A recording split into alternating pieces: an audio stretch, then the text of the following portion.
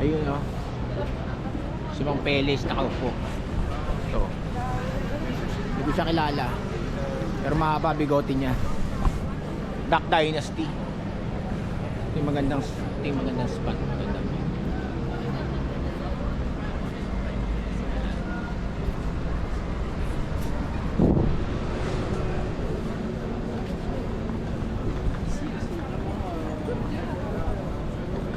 Centrum Walk, Brussels.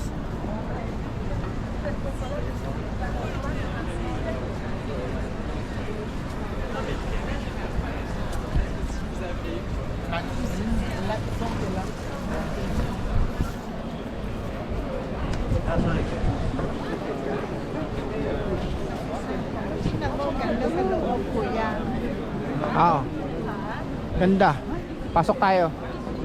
Andiyan ba si Jazz?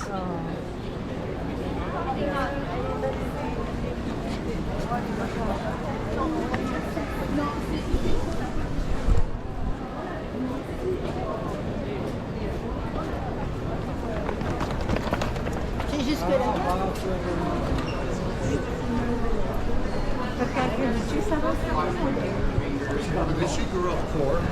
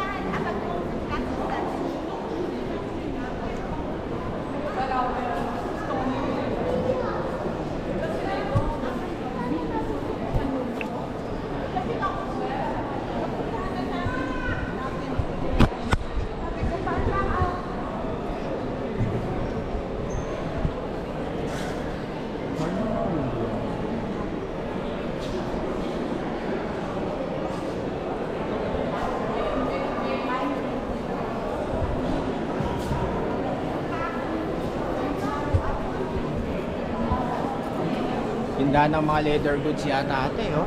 Founded in 1890. Mga leather goods. Mga leather na cup, leather na gloves. Das kommst du zur Seite, nicht mit dem Gang. Kasi sino nagkasupot yan?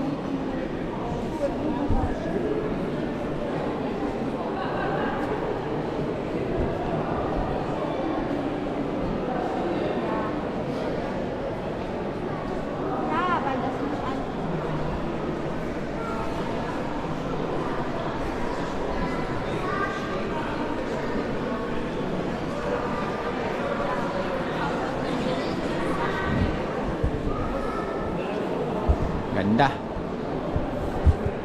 Ang ganda ng Belgium, Brussels. Brussels. Dito kami mag-snacks. Kasi ang kinakain pa lang namin breakfast 7 AM. 4 PM na. It's time for breakfast. It's time for lunch na.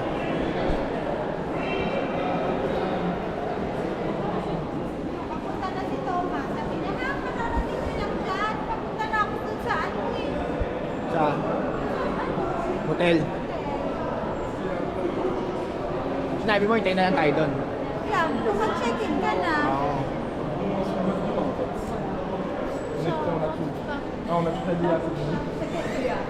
Madlang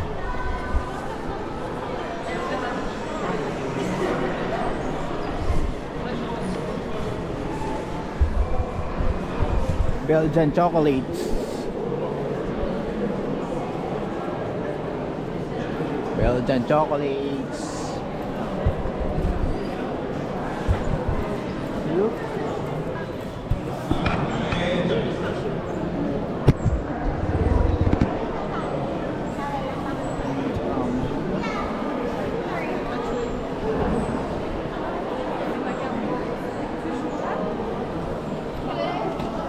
Picture lang kami. Si Bayaw nauna na sa pag-check-in na namin hotel. Ngayon, naghanap yata kami ng kakainan. Lahat of plano ni Jasmine, hindi na kami nakikita. Go with the flow lang.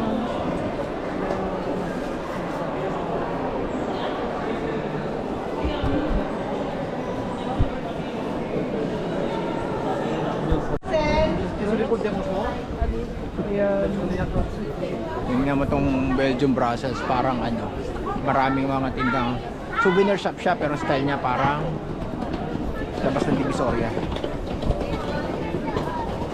Kabilaan.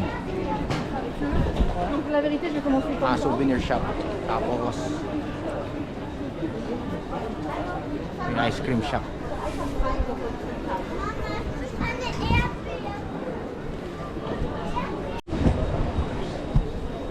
Diretso ba tayo?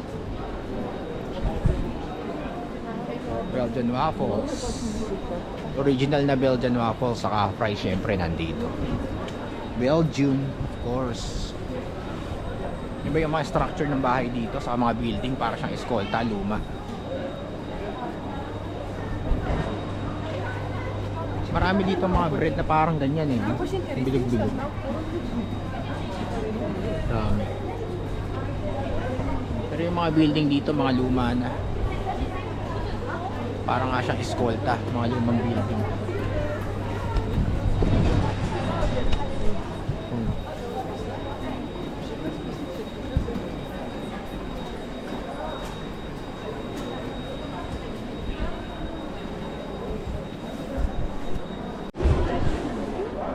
Ito yung nice spot para mag-picture, para kung capture mo lahat. Ito, pinupunto nga namin para kita lahat paligid.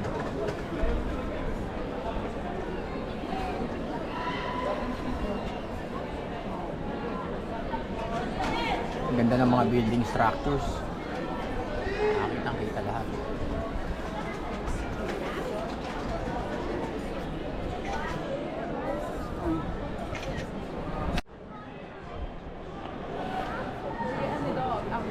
Ang ganda ng mga buildings dito. Mama, magpa-join na tayo. Okay na okay.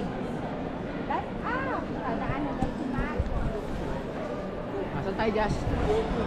Eh wala, balik na lang. Balik na. Kasi ito lang naman ang pinapaganda dito. Oo nga. Okay.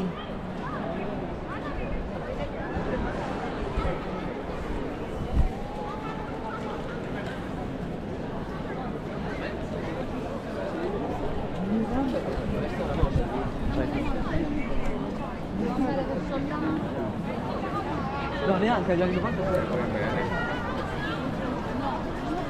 Come on.